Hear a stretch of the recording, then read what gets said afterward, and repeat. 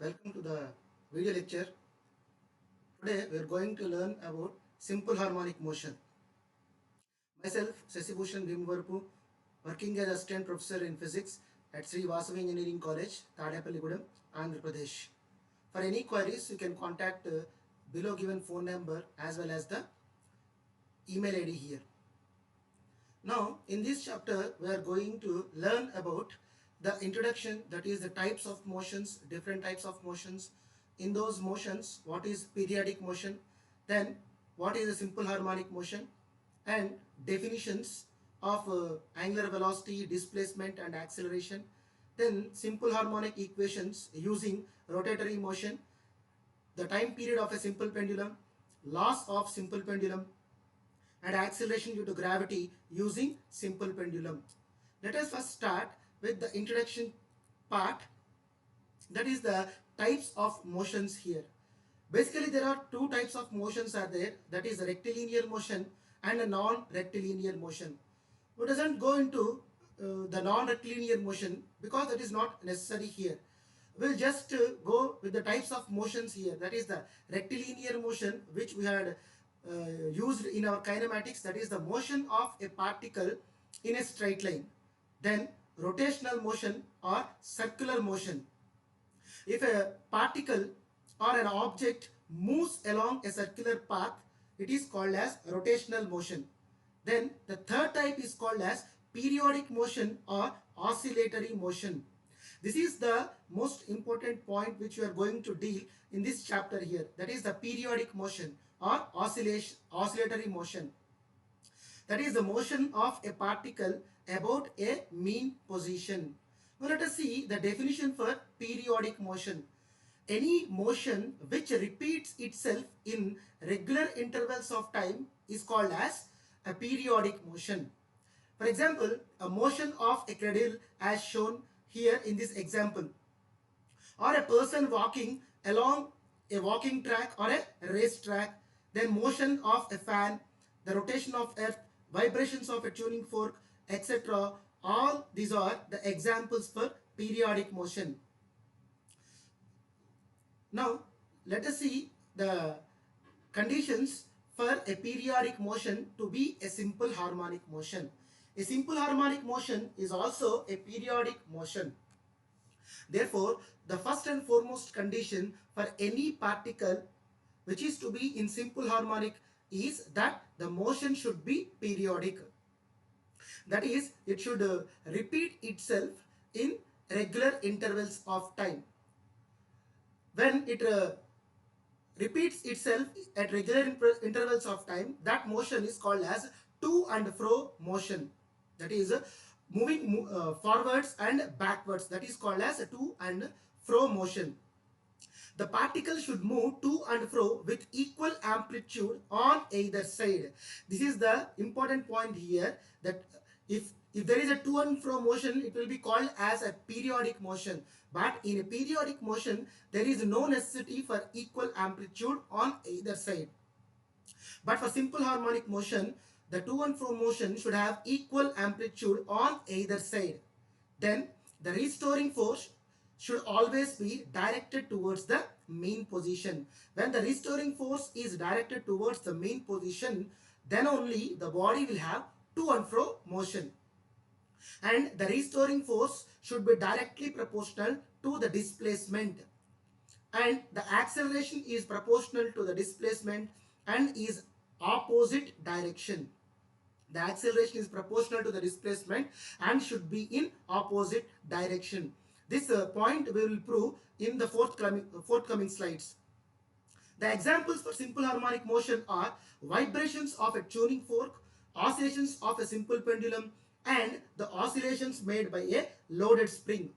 All these three are the examples for periodic motion also, but these motions does not satisfy these conditions.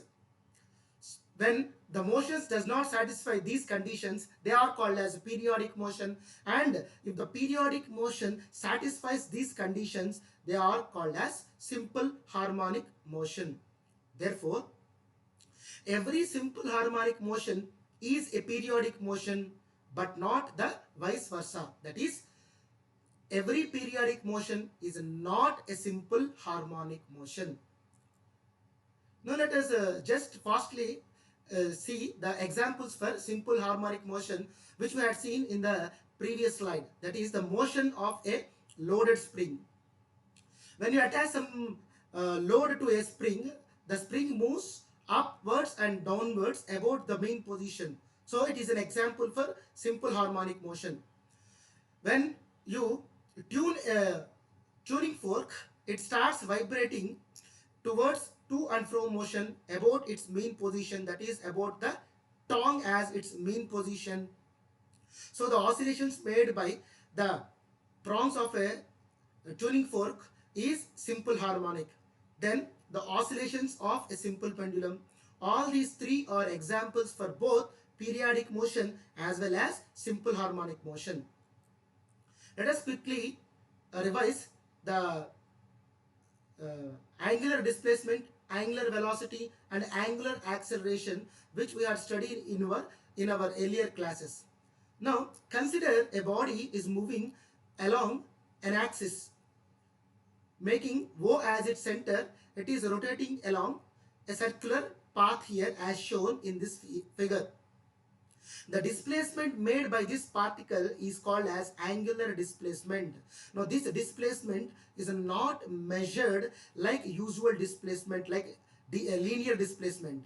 So it has to be measured with an angle. Therefore this displacement for a body which is in circular motion or rotatory motion is called as angular displacement. The angle through which an object moves in a circular path is called as angular displacement and is denoted by theta. Now we all know that velocity is nothing but a rate of displacement.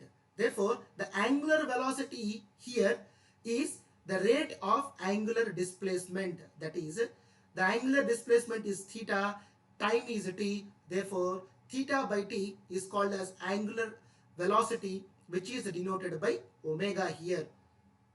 And angular acceleration is the rate of change of velocity.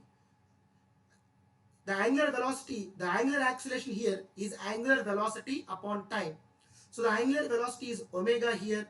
Therefore angular acceleration, which is denoted by alpha, is equal to omega by t. Now let us see how a particle in rotatory motion is in simple harmonic motion.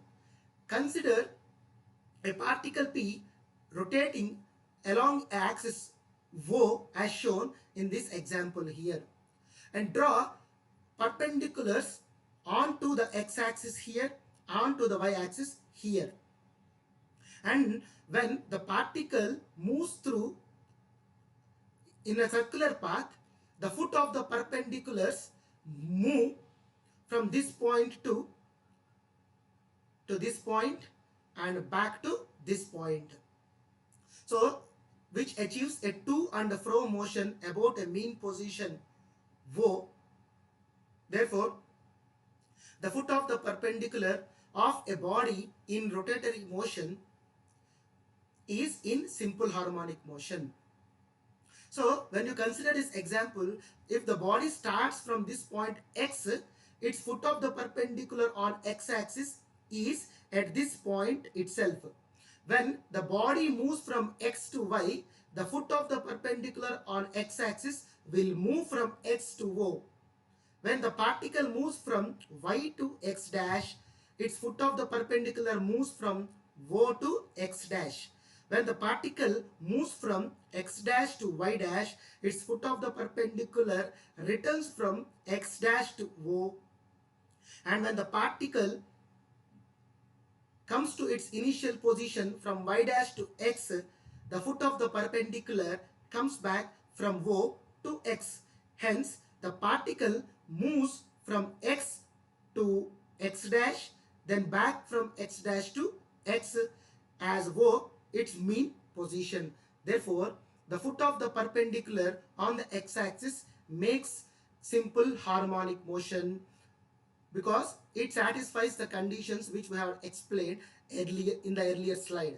Similarly, the particle on the y-axis also continues in simple harmonic motion if the particle is rotating along the circular path. So let us see in this picture here. Let us think the body has started from point X, then goes towards point O, then to X dash, then to Y dash, then comes back to X. Let us draw the perpendiculars onto the y-axis here. See, these are the perpendiculars drawn onto the y-axis when the particle is at different positions.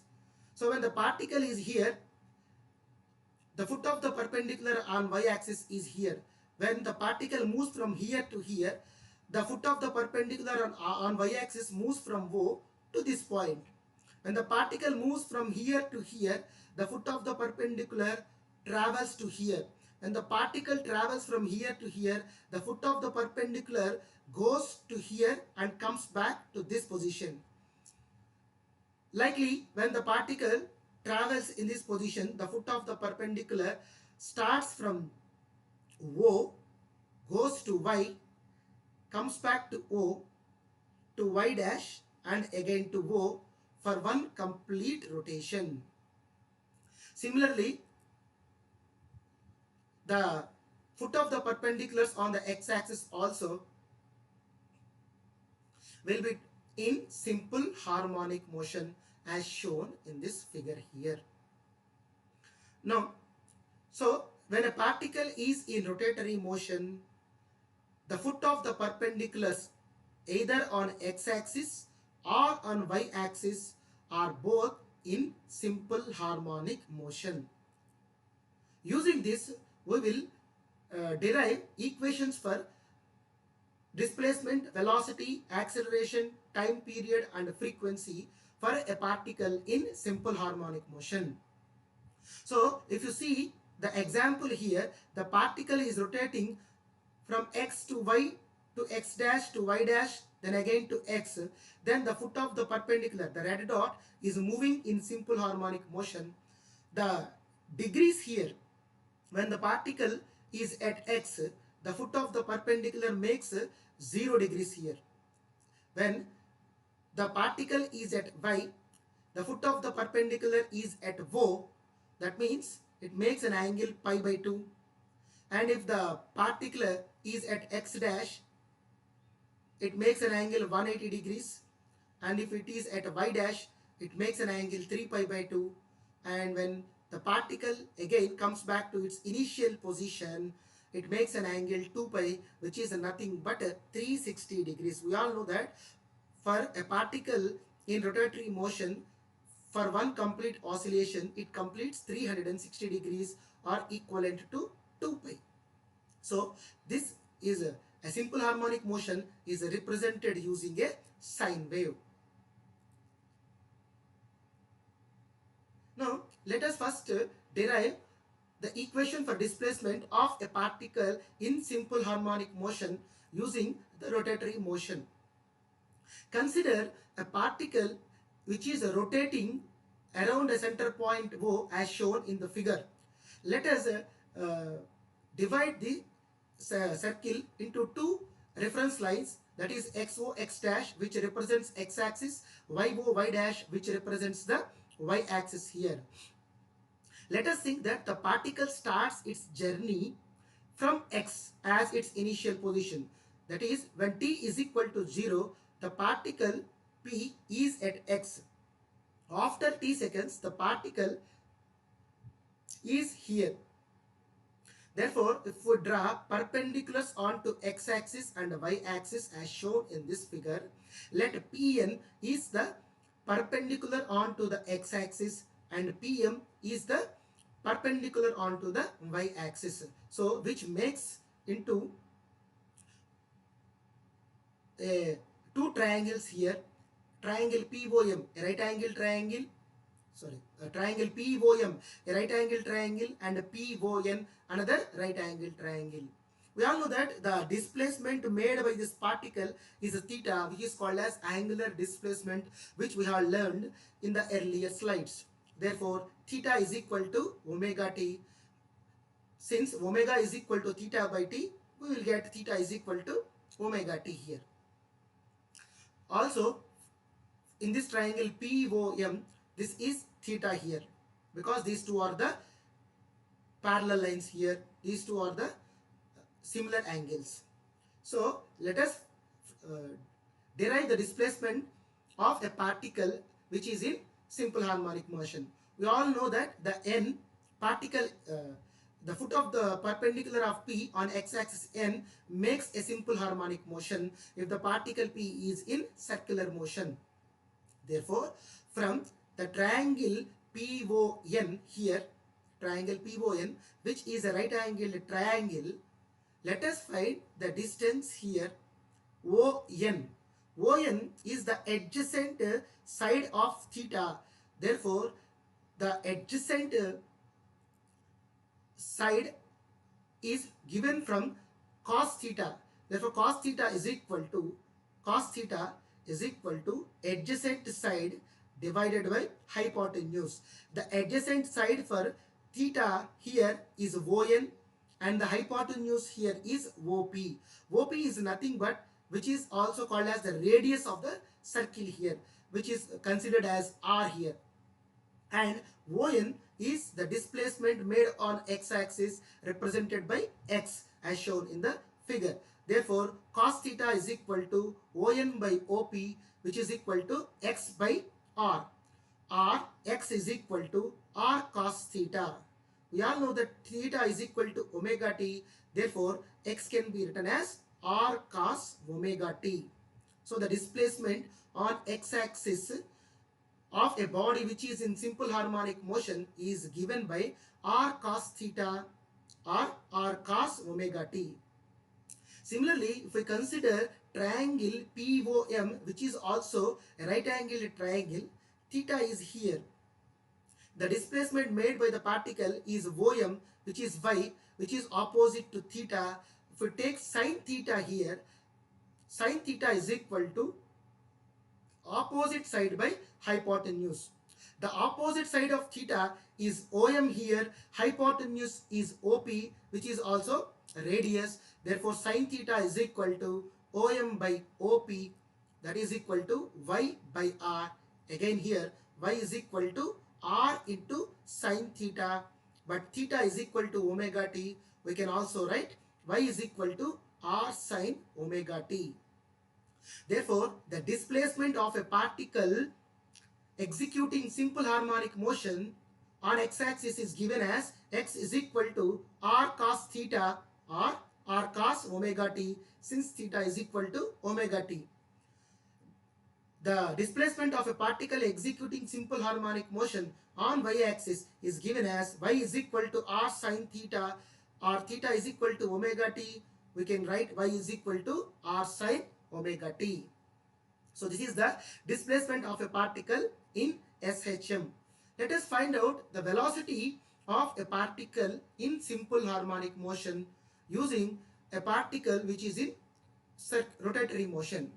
So this is, we all know that the particle P is rotating along point O.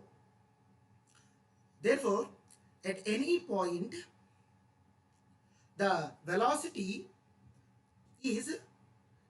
of the particle P at any point is a tangential. For example, the velocity at y is a tangential. The velocity at this point will be tangential, or velocity at this point is again tangential. Therefore, at any point, the velocity of the particle is tangential.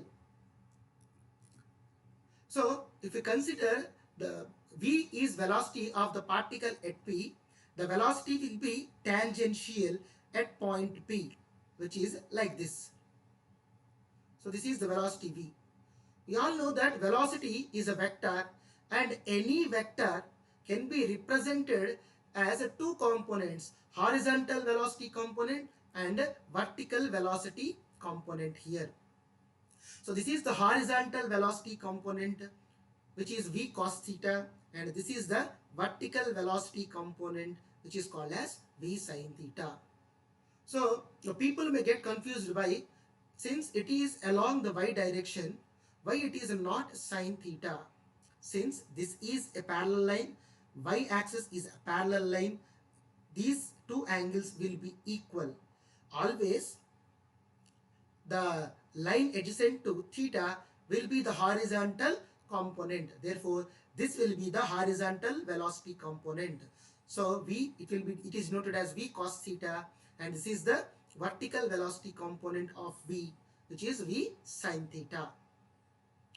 Therefore, from the figure, the velocity along the x-axis, the velocity along the y direction is v cos theta. Therefore, Vy is represented as V cos theta. Or we can write, since the velocity, normal velocity is equal to R into omega, which is the angular velocity, and cos omega t here. Since theta is equal to omega t, the velocity along the x direction is V sin theta. Therefore, Vx is equal to V sin theta. But we all know that in the previous slide, while we are deriving displacement, we got cos theta is equal to, from the figure we got cos theta is equal to x divided by r, and sin omega t or sin theta is equal to y by r. Using those equations, we will substitute sin omega t, we will write sin omega t as a root of 1 minus cos square omega t, since sin square theta plus cos square theta is equal to 1. Sin square theta will be equivalent to 1 minus cos square theta, or sin theta is equal to square root of 1 minus cos square theta. Using that formula, we had written sin omega t here as square root of 1 minus cos square omega t. But we all know that cos theta or cos omega t is equivalent to x by r in the previous slide. That is the displacement we had find out. Substituting those values here, we will get, since it is cos square omega t, it will be x by r whole square or x square by r square. When you take common here, it will be r omega square root of r square minus x square by r square. But root r square is equal to r cancels. We will get Vx as omega into square root of r square minus x square. Similarly, if we use cos omega t is equal to sin omega t, square root of 1 minus sin square omega t here in this equation, and using y by r, we will get Vy is equal to omega into r square minus y square. So these are the velocities of the particle executing simple harmonic motion.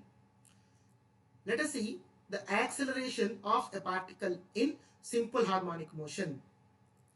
Again, we'll use the same example here of the particle P rotating along O in circular path.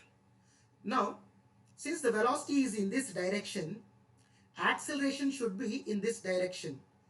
But for a simple harmonic motion, the condition is that acceleration should always be towards the mean position. The mean position for the particle is O here. Therefore, the acceleration will be along O as shown here. So the acceleration A is given as r omega square.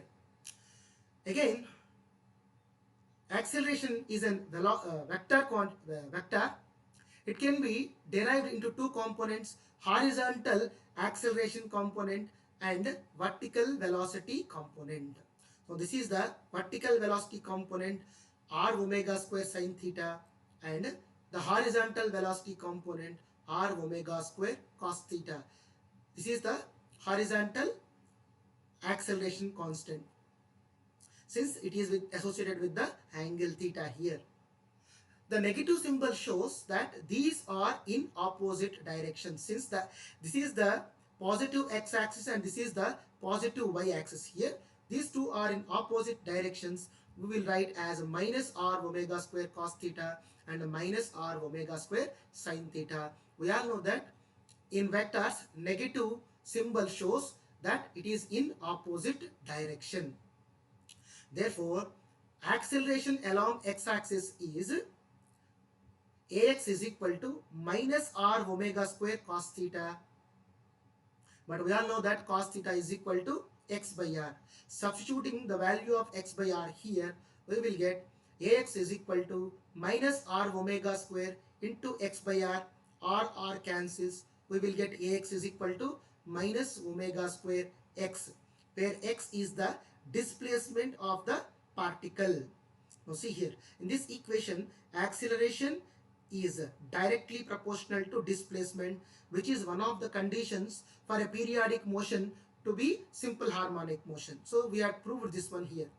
Also, we had learned that the acceleration is always in opposite direction to that of the displacement. Therefore, the negative symbol shows that acceleration is always in opposite direction to that of the displacement here. Similarly, if we take acceleration along y-axis, we will get ay is equal to minus omega square y. So the negative symbol here shows that acceleration is in opposite direction to that of the displacement. Then we will find out the time period of a particle which is executing in simple harmonic motion. From the definition, angular velocity is equal to angular displacement by time, which is omega by t. Let us consider for one complete rotation, the particle makes an angle of 2 pi. Therefore, when we consider for one complete oscillation, the angular displacement is equivalent to 2 pi. Therefore, angular velocity is defined as 2 pi by t. But we want time period here. Therefore, time period t is equal to 2 pi by angular velocity, which is omega. Therefore, t is equal to 2 pi by omega. But acceleration a is equal to minus omega square y, which we had derived in the previous slide. A is equal to minus omega square y. From this equation, if we find omega, omega square is equal to a by y and omega is equal to square root of a by y. Substituting the value of omega in this equation here, we will get time period t is equal to 2 pi by root a by y. Or when you take this equation here, it becomes 2 pi into root y by a. Therefore, time period t is equal to 2 pi square root of y by a, where y is the displacement, a is the acceleration here. That is the equation for time period of a particle in simple harmonic motion. Similarly, let us see the equation for frequency of a particle in simple harmonic motion. Frequency is denoted by n and it is defined as 1 by time period. Now we have derived the equation for time period here. T is equal to 2 pi root y by a in the previous slide. Therefore, 1 by 2 pi root y by a gives frequency, or 1 by 2 pi root a by y, or 1 by 2 pi root acceleration by displacement. That is the equation for frequency of a particle executing simple harmonic motion. So we have find out the displacement of a particle in simple harmonic motion, velocity of a particle executing simple harmonic motion, acceleration of a particle executing simple harmonic motion, time period of a particle executing simple harmonic motion, and the frequency of a particle executing simple harmonic motion.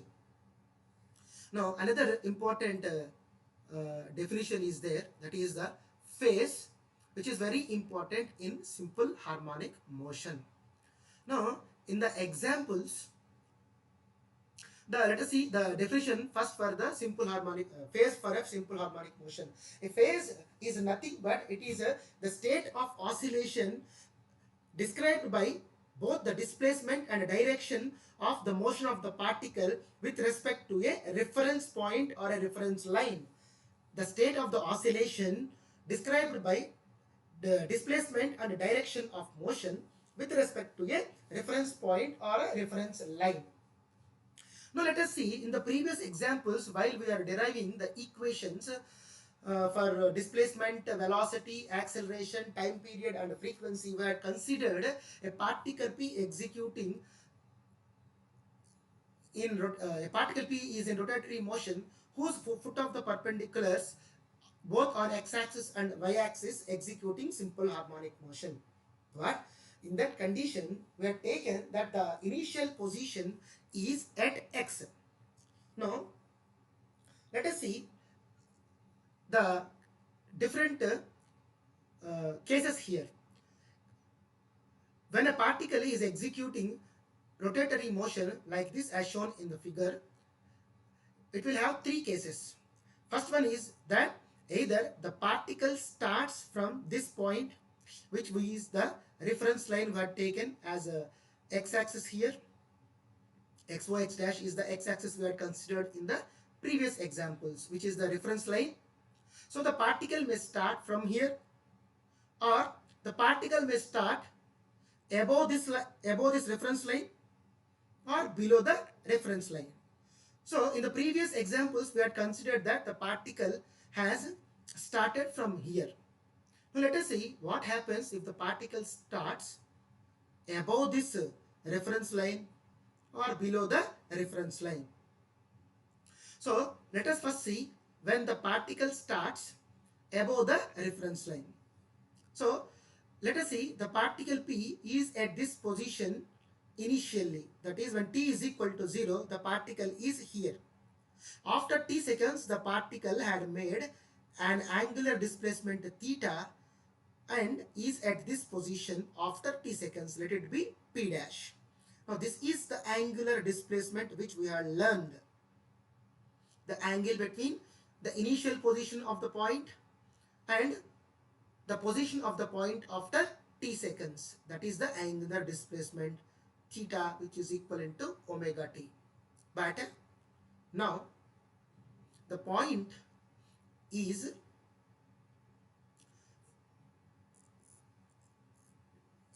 more than theta with reference to the reference line here. Therefore, according to the definition of phase, the direction of motion, the displacement with respect to the reference point.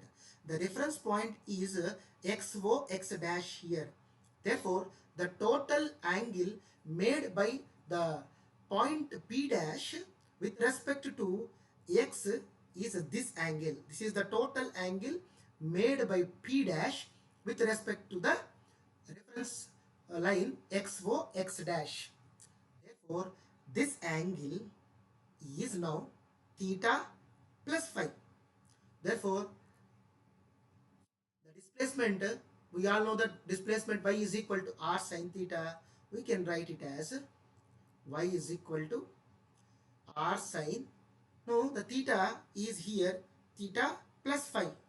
Therefore, we have to write y is equal to r sin theta plus phi. Whereas theta is equal to omega t. Therefore, we can write y is equal to r sin omega t plus phi. Similarly, if we take on y-axis, it becomes on x-axis, it becomes x is equal to r cos omega t plus phi. R cos omega t plus phi, where this phi is called as phase of the particle. Now, let us see here that the phase comes only when the particle starts its journey not from the reference point here. When it does not start its journey from the reference point, then only the phi or the phase point comes here. Now this is the first case here. That is when the particle starts its journey above the reference line. What happens if the particle starts its journey below the reference line? Like, see, if the particle starts its journey from here, what happens? So we have already seen that when the particle starts here, that is above the reference line, we got y is equal to r sin omega t plus phi, or x is equal to r cos omega t plus phi, where phi is called as phase. This is called as phase here. Now what happens when the particle starts its journey below the reference lines? Let us see in the next example here. So in this example, let us think that the particle starts its journey below the reference line, that is xo, x dash here. Therefore the particle P is initially, when time t is equal to 0, let the particle is here at P. After t seconds, let the particle is at P dash. Therefore this is the total angle made by the particle, which we call it as theta. See, this is the angular displacement of the particle, which we denote it as theta is equal to omega t. But if you have to represent this with respect to the reference line, now these two lines make different angles. Let the initial position of the particle makes an angle phi with the reference line, and the final point of the particle P dash makes an angle delta here. So this is what we want here, because we are writing in phase. Phase is the angle with respect to the reference line. So this is the angle with respect to the reference line of the particle after t seconds. Therefore we will write y is equal to, we know that y is equal to r sine theta. Instead of theta we write delta. Now this angle delta is nothing but this angle minus this angle. That means this angle is omega t minus phi. Therefore we will write as y is equal to r sine delta, or y is equal to r sine omega t minus phi. Similarly, we can write x is equal to r cos omega t minus phi. Therefore, two cases arise here. If the particle starts above the reference line, then you will get a omega t plus phi. If the particle starts below the reference line, you will get omega t minus phi. So this all happens when it is said when the where the particle has started. Now in generally we never know where the particle has started its journey. When we don't know when the particle, where the particle has started its journey, in generally we will write y is equal to r sine omega t plus or minus phi. Similarly, x is equal to r cos omega t plus or minus phi. So that is the phase of a particle in simple harmonic motion. So let us see the time period of a simple pendulum here. Thus, we had already discussed that a simple pendulum is an example, the oscillations of a simple pendulum is example for simple harmonic motion. Now using that simple pendulum, the oscillations of the simple pendulum, let us find out the time period of a simple pendulum. Now for that purpose, we have to first see what is an ideal pendulum. An ideal pendulum is a pointed mass suspended with a massless, tensionless, inextensible string. That is called as an ideal pendulum. Practically, which is impossible. Therefore, we will take a metallic bob, a spherical metallic bob. We'll take a spherical metallic bob because a spherical metallic bob will has the mass, all the mass is at its center. At its center. Therefore, it will suffice the need of a pointed mass here. Therefore, we'll consider a spherical metallic bob, small spherical metallic bob of mass m, which is suspended with a massless, tensionless string here. So, from the point of suspension of the simple pendulum to the center of the simple pendulum, it is called as the length of the simple pendulum. This is called as length of the simple pendulum. From the point of suspension, that is here, to the center of the simple pendulum here, this is called as the length of the simple pendulum. From the point of suspension to the center of the bob, that is called as length of the simple pendulum here. So when you suspend a simple pendulum like this, and if you pull the simple pendulum through a small angle and release, it starts vibrating along its mean position, that is the point of suspension. It starts vibrations. Now those vibrations are also called as oscillations here. So we will find out the number of oscillations, and from that we will find the time period of a simple pendulum. Let us see the simple pendulum thoroughly. So this is the point of suspension here, and when the bob is pulled through a distance here, pulled through a distance x here from its mean position, the dotted line here shows the mean position. When the simple pendulum is pulled through a distance or a displacement x, it makes an angular displacement theta with respect to the mean position. Let the length of the simple pendulum is L. When the simple pendulum is at its extreme position, weight of the simple pendulum acts perpendicularly downwards. Weight W is equal to mg, where m is the mass of the bob. So weight W is equal to mg acts vertically downwards. Since we all know that weight is a force which is a vector, it can be resolved into two components. Again, horizontal weight component mg cos theta, vertical weight component mg sin theta. Horizontal weight component mg cos theta, and vertical velocity, vertical weight component mg sin theta. Now the angle between the horizontal weight component and the weight is theta, since these two are parallel lines and this is the same line here. Therefore, the angle will be equivalent to theta here. So for our convenience, since the bob is pulled along this direction, this will be considered as positive x direction. So this direction will be negative x direction. This will be positive y direction, and this will be negative y direction.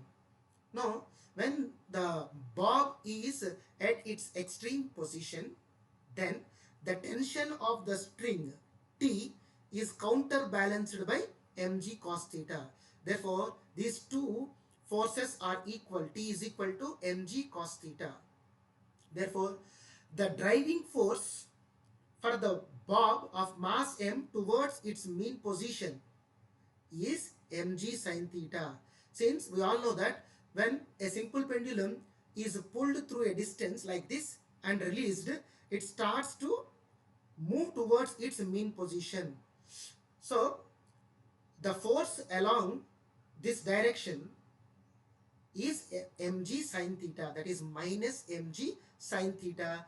We call this force as the restoring force. Therefore, from the figure, the restoring force F is equal to minus mg sin theta.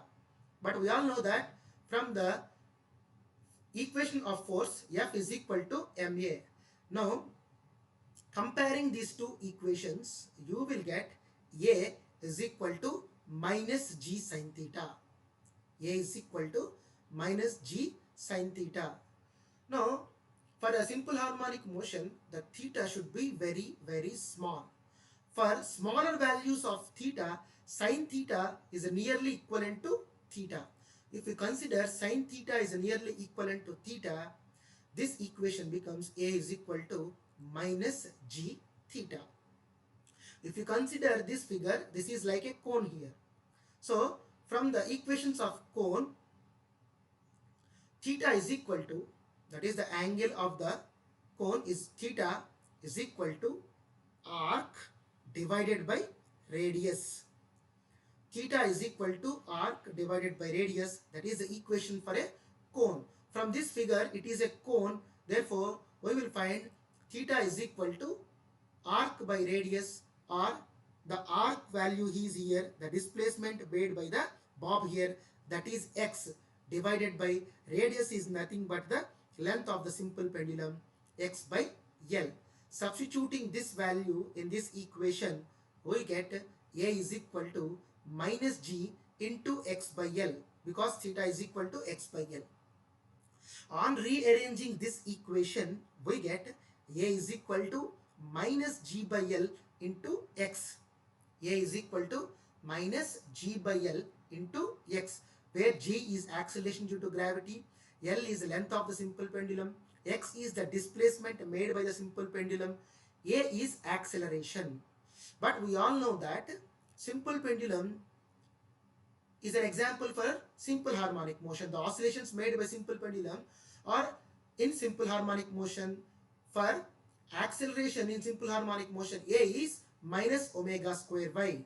When you compare these two equations, you will get, since both A here accelerations, x is displacement, y is displacement here, you will get omega square is equal to G by L, or omega is equal to square root of G by L. Omega is equal to square root of G by L. But we all know that the time period of a simple pendulum is given by 2 pi by omega. Therefore, substituting the value of omega in this equation, you get time period t is equal to 2 pi root G by L. Taking this here, you will get t is equal to 2 pi root L by G. This is the time period of a simple pendulum. Now, from this equation, we will derive the laws of simple pendulum. Here, t is equal to 2 pi root L by G, where t is the time period, L is the length of the simple pendulum, G is acceleration due to gravity. But before deriving the time period, what we had considered is a small spherical bob of mass m, a metallic spherical bob of mass m is taken as simple pendulum here, and the forces here, minus mg sin theta, mg cos theta, weight is mg, tension of the string is t here. So all these are forces were considered here, but in the final derivation or equation, we got t is equal to 2 pi root L by G. Therefore, time period of a simple pendulum depends on length and acceleration due to gravity. Therefore, the first law is that the time period of a simple pendulum is directly proportional to square root of its length. Time period is directly proportional to square root of length, and the time period of a simple pendulum is inversely proportional to acceleration due to gravity. That is the second law of simple pendulum. We had considered a spherical mass, a metallic spherical bob of mass m, so and so, in the starting of the equation. Therefore, the time period does not depend upon mass, size, shape and material of the bob. It does not depend upon mass, size, shape and material of the bob. Therefore, time period is independent of size, mass, shape and material of the bob. These three are the laws of simple pendulum. Now, using this equation, let us find out the acceleration due to gravity at a given place. That is an experiment which we do in our laboratory. So, from this equation, if you square this equation, you will get t square is equal to 4 pi square L by G. Or if you take G here, we will get 4 pi square L by t square. Using that equation, we will find out the acceleration due to gravity at a given place. Let us find that acceleration due to gravity at a given place by performing some experiment here. This experiment is recorded by the simulations made by PHCT pheti.colorado.edu.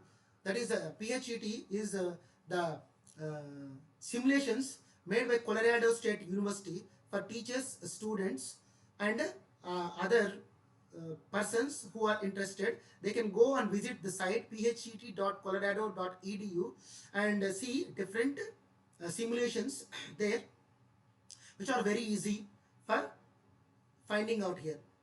So with using this simulation, we will perform the simple the acceleration due to, we will find out the acceleration due to gravity at a given place experiment here. Let us start the video here.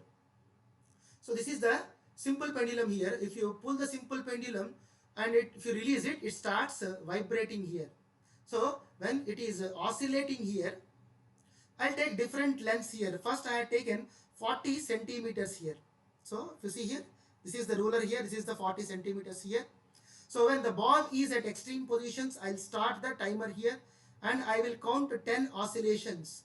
For 10 oscillations, after 10 oscillations, I will stop the timer.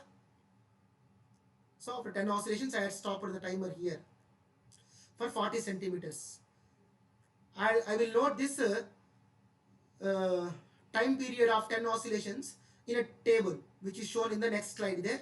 Then I increased the size to 60 centimeters. Again, I had oscillated for 10 oscillations, noted the time here using the timer here, stopwatch here. I had counted 10 oscillations. After 10 oscillations, I stopped the time, then noted the time here. For the first, we got 12 seconds, and for the second one, that is 60 centimeters, we got 14 seconds.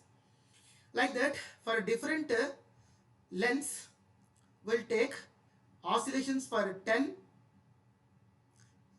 time period for 10 oscillations. We will note the time period of 10 oscillations. We will note down in the table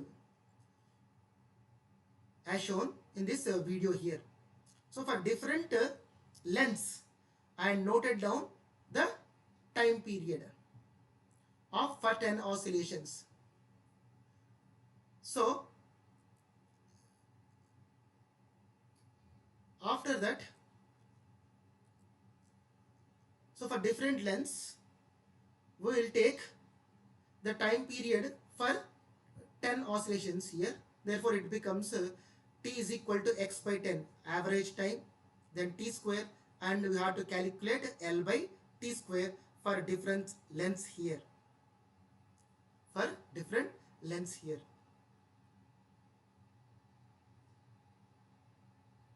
What happens is, in the previous slide,